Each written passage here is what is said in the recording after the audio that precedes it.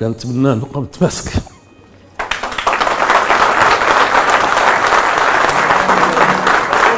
كنتمنى نبقى متماسك. يعني تأثرت، لكن ملي دخلوا هاد النساء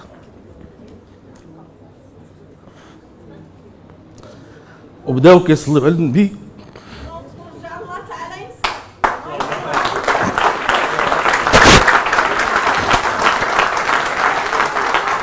وكيزغرتوا، قلت ما بقى عندي ما نقول،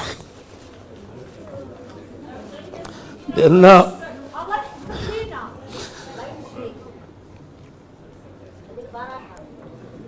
الشعوب ماشي هي الشعوب، هي الروح،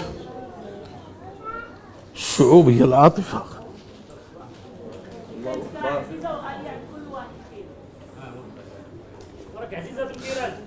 خليونا الله يرضي عليكم. لقد عبرتهم بأكثر مما يعبر عنه.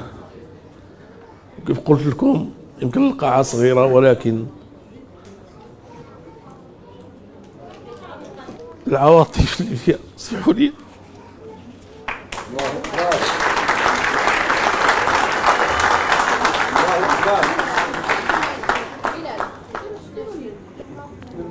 أنا كنتكلم معكم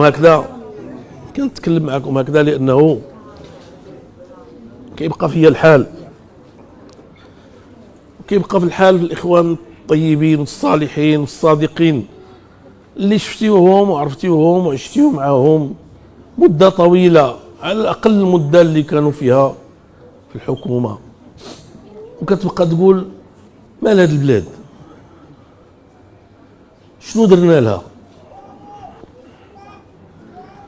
علاش يتم التآمر على واحد الحزب اللي خدم بنيته صادقة